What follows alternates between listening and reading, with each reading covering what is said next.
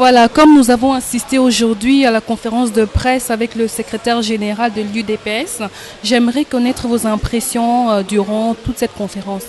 Bon, vous savez, je suis normalement très content parce que d'abord, moi, n'oubliez pas que moi, je suis moi-même membre de l'UDPS, président de Bruxelles, UDPS Bruxelles. Donc, il fallait apporter cet éclairage-là qu'il a fait aujourd'hui vis-à-vis de la diaspora parce que les gens n'avaient pas compris la teneur, n'avaient pas compris pourquoi nous sommes allés au dialogue. Parce que nous, comme tout le monde le sait, l'UDPS est un parti non violent. Donc nous n'avons pas d'autres armes. L'unique arme que nous avons, c'est les dialogues, c'est le boycott, c'est la désobéissance civique, toutes ces armes-là. Donc nous, on n'a jamais touché aux armes pour aller tuer les gens et tout cela. Donc voilà, il fallait démontrer d'abord tout cela. Et il y a un sérieux problème que je désire éclairer rapidement. Je crois qu'on aura le temps de développer ça dans d'autres émissions. Il faut savoir faire le distinguo entre la politique, les politiciens, ceux qui font de la politique politicienne, et les activistes. Vous voyez, on a souvent tendance à oublier. Or, dans l'UDPS, ceux qui sont à la tête du parti, ce sont des politiciens qui dirigent, qui ont une vision, qui conduit le peuple. Et les militants qui sont des activistes. Donc voilà, c'est cela la différence. Il faut que les gens sachent au moins cela. Mais quand vous mélangez les deux, c'est-à-dire que le travail de terrain que les activistes font, et plus les politiques qui a le sens qui va négocier, qui fait toutes ces choses-là, c'est comme cela que nous pouvons nous en sortir. Donc voilà, il fallait cet éclairage et surtout qu'il puisse venir parce que l'objet véritable de son voyage, c'est qu'il est venu quand même rendre visite d'abord à Maman Marthe qui a été éprouvée parce que lui, depuis qu'on l'avait nommé, il n'a pas pu avoir l'occasion de venir présenter ses condoléances à Maman Marthe. Donc comme depuis il traînait, il a eu cette possibilité-là, cette fois-ci, de venir en même temps, de pouvoir visiter les fédérations de l'UDPS extérieures qui sont un peu partout. Donc c'est comme cela que demain, je crois qu'il doit être en France, il devait être en Suisse, un peu partout, à Danemark, un peu partout. Donc pour voir un peu, sensibiliser, redynamiser encore les militants après toutes ces choses-là. Merci beaucoup pour votre réponse. Si vous pouviez lancer un message au peuple congolais afin de trouver une stratégie pour chasser Kabila, quel serait ce message que vous auriez à lancer au peuple? Ma grande, j'ai toujours dit, je crois que c'est sur cette chaîne qu'il y a des années que j'ai dit, et je crois que j'étais comme un prophète, depuis ce temps-là, je disais beaucoup de choses qui sont en train de s'accomplir aujourd'hui. Les politiciens doivent faire de la politique. Les activistes et le peuple, eux, doivent se mettre dans la bataille. C'est-à-dire, ils doivent faire la pression au pays. Il s'est avéré qu'en face, nous avons un pouvoir dictatorial qui n'a pas peur de tuer. Mais maintenant, il faut réfléchir, penser à autre chose. J'entends souvent les gens ne comprennent même pas l'importance. Je vais prendre un cas de ville morte. Kabila aujourd'hui détient l'argent entre ses mains, la gabegie financière entre ses mains. Mais il faut le taper là où ça fait mal, parce que quand il a avec l'argent, c'est comme ça qu'il est en train de corrompre le politicien. Avec l'argent, il est en train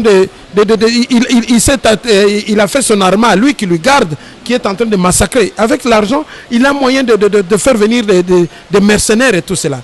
Donc en faisant cela maintenant qu'ils ont volé tout l'argent, ils ont mis un peu partout. Il faudra que le peuple puisse accentuer totalement ces villes mortes. Mais par contre, il faudra de la pédagogie. C'est là que je dis aux politiciens, il faudra de la pédagogie sur quand vous lancez l'appel de ville morte. Quelle est cette pédagogie? Dire par exemple que les mamans qui vont vendre au marché, n'allez pas au marché. Mais vous qui vendez le pain, vous restez à la maison. Demandez aux gens qui sont dans le quartier d'aller acheter le pain chez la maman à la maison. Vous voyez, comme ça, on n'aura pas le temps de payer des taxes là-bas pour que Kimbuta et consorts, la Kabylie, puissent prendre cet argent-là et servir encore pour leur tuer. Donc c'est comme cela. Il faudra cette pédagogie-là qui doit suivre réellement. Il faudra une pédagogie. Quand on lance quelque chose, il faut expliquer maintenant aux gens. Donc quand on dit par exemple, il y a un meeting le 3 septembre. Il ne faudra pas, parce qu'on sait que le meeting aura par exemple lieu devant, je ne sais pas où, à Limité. Mais il faudra par exemple créer plusieurs meetings. Il y a les autres, les Faïlou, tous les autres, les gens de rassemblement, chacun fait le meeting de son côté. Il y a ceux qui sont à Kimbanseke, il y a ceux qui sont en Binza, donc un peu partout. Et je ne vois pas comment les militaires et tout cela iront partout là pour pouvoir empêcher cela. Et en province aussi, pareil.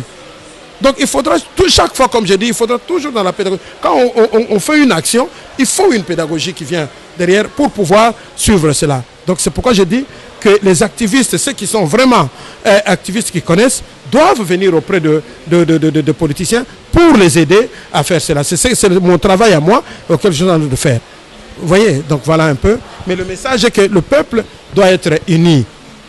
L'IDPS, l'IDPS n'a interdit personne de combattre.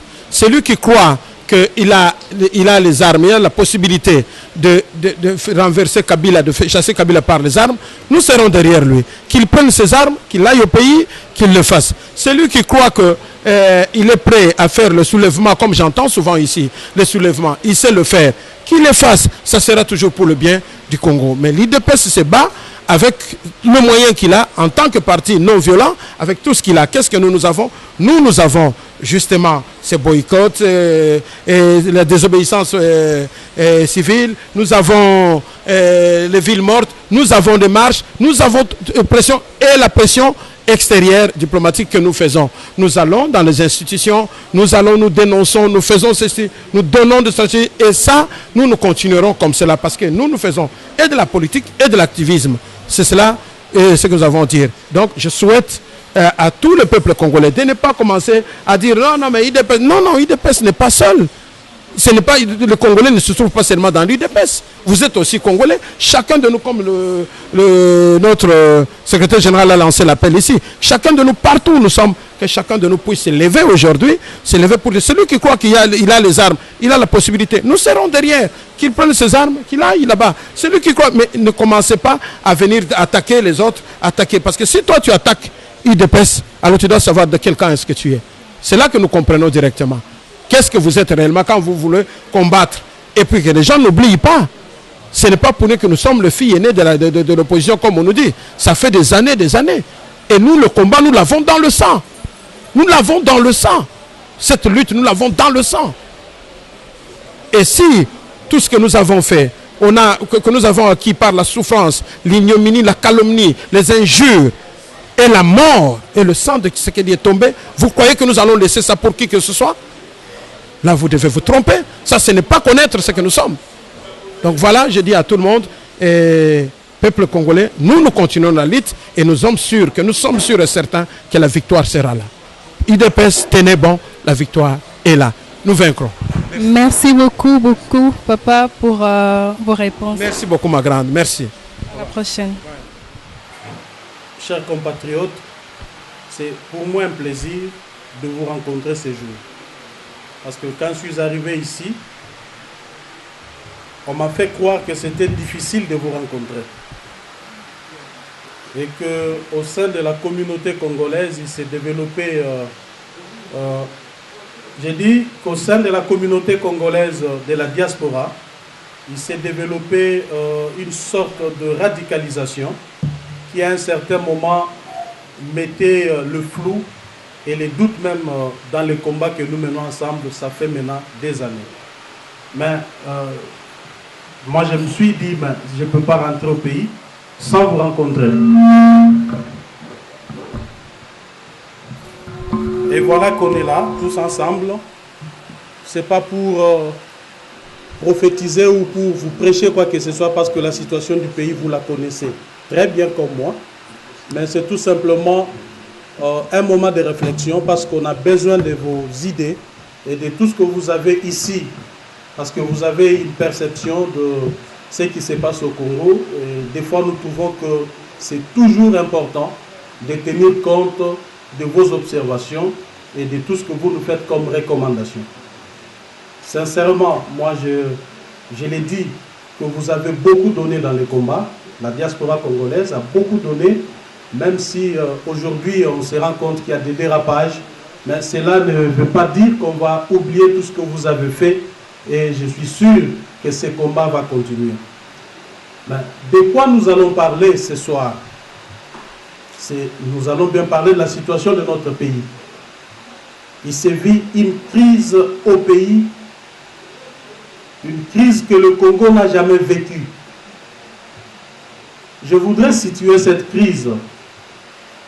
tout naturellement, nous savons que la crise au Congo commence dans le début des années de l'indépendance, donc dans les années 60, le Congo a été frappé par une crise. Cette crise qui a, par la suite, accouché une dictature cruelle de M. Mobutu. 32 ans. Le peuple congolais a souffert de cette dictature. Mais par la suite, on croyait sortir du tunnel.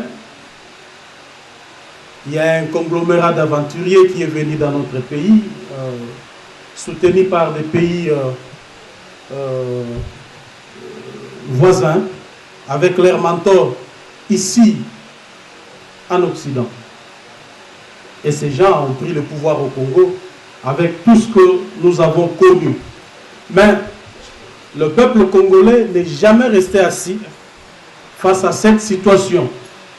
Depuis les années 60 jusqu'à ce jour, le peuple congolais s'est toujours battu pour sa dignité, pour son indépendance et même pour l'avenir de ces pays. Mais aujourd'hui, qu'en est-il exactement? On a Joseph Kabila qui est venu au pouvoir comme tout le monde. Je sais que vous êtes là, vous connaissez comment Joseph Kabila est venu au pouvoir. C'est pratiquement du chevet qui tombe dans la soupe. Le monsieur inconnu, on l'a vu prendre les arènes du pouvoir. Comment il est arrivé là? C'est justement pas parce que les Congolais l'ont mis là-bas, mais comme je vous disais ici, c'est les groupes d'intérêt financiers, les lobbies et certaines puissances qui nous ont imposé le monsieur au pouvoir. Là, c'est en 2001. Parce que mon introduction annonce déjà la deuxième partie, parce que vous nous accusez d'avoir dialogué avec Kabila, vous nous accusez d'être des complices avec Kabila. Il faut bien comprendre mon introduction pour comprendre que nous n'avons rien à voir avec Kabila. Nous ne pouvons jamais l'accompagner, mais la question du Congo est transversale. Il y a beaucoup d'intervenants qui entrent en ligne de compte et quand il faut la résoudre, nous sommes obligés d'écouter certains groupes qui entrent en ligne de compte. Si ça dépendait que de nous-mêmes face à Joseph Kabila, il serait parti. Malheureusement que cela ne dépend pas que de nous. Parce que je vous dis ici que Kabila, on nous l'impose, vous et nous. Un inconnu, il est venu là, je ne voudrais pas parler de lui-même, de ce qu'il est, mais vous connaissez vous-même. Parce que ce qu'il imposait à l'époque, pensaient qu'il allait servir leurs intérêts. Plus particulièrement les pays voisins, dont je ne veux même pas citer le nom. Il est là parce que ces gens estiment qu'il doit être là, pas pour le Congo, mais pour les intérêts d'autres personnes que des Congolais. Il y a Isan City. C'est là que nous avons compris que les gars avaient un soutien. C'est lui le bénéficiaire de l'accord de Sun City. Il s'en sort le premier bénéficiaire. Donc, on lui adjoint 4 vice-présidents parce qu'il fallait les maintenir.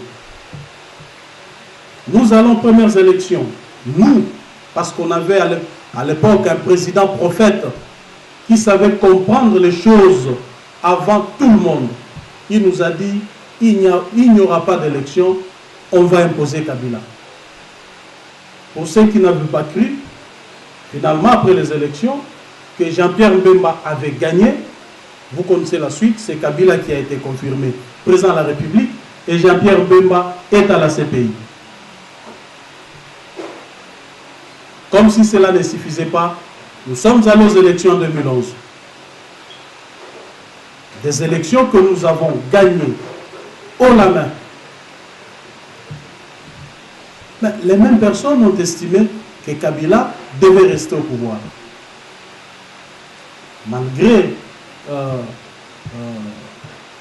la forte résistance que nous avons opposée à ces hold-up électorales de l'époque, malgré tout ce que nous avons fait, vous vous souviendrez que le président Tshisekedi avait même prêté serment.